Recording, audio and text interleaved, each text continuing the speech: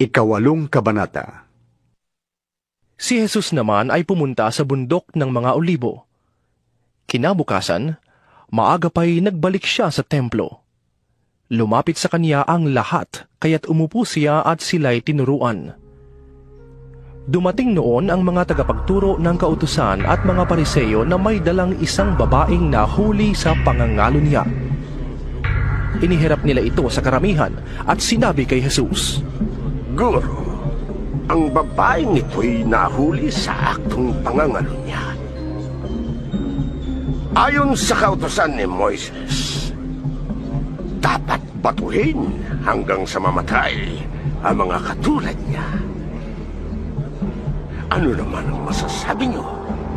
Itinanong nila ito upang subukin siya at nang may maiparatang sila laban sa kanya.